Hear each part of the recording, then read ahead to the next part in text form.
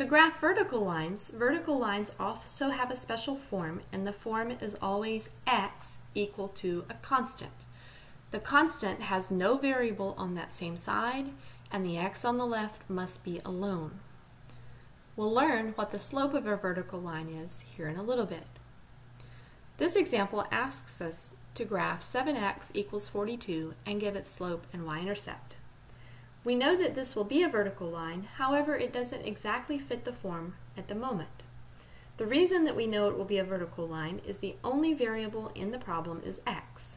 However, it doesn't fit the form because the x on the left is not by itself. So the first thing we'd want to do here is to solve this equation for x. To do this, we would divide by 7. We have x equals 6. So x equals 6 is the proper form for a vertical line. To graph it, we would want to go on the x-axis to the value 6 and plot the ordered pair 6, 0.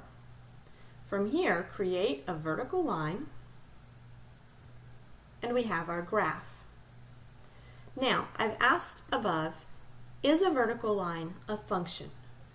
Recall the vertical line test, which says if you draw a vertical line through a function, then it must cross at most once.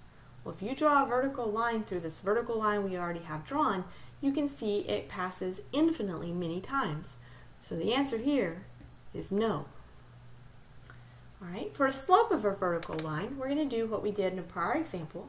Start at the ordered pair 6, 0, and let's say that we would like to go up to the ordered pair 6, 1. Later we will learn that slope represents the change up and down divided by the change left and right.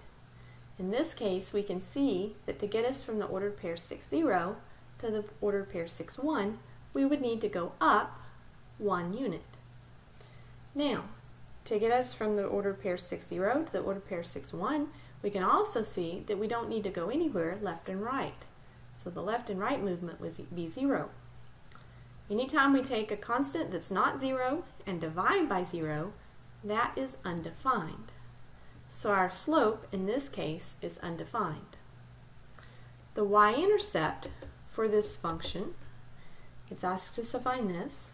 We can see that this function has no y-intercept because it is a vertical line passing specifically through the ordered pair 6, 0. This graph does not touch the y-axis, and so there is none. Come up above, and where it's asking for the slope of a vertical line, the slope of a vertical line is always undefined.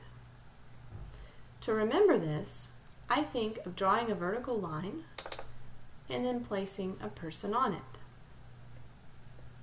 This person would be in bad shape because he's going to fall right off of that vertical line, and so this is the way I help myself remember that the slope of a vertical line is undefined since I cannot stand on a vertical line.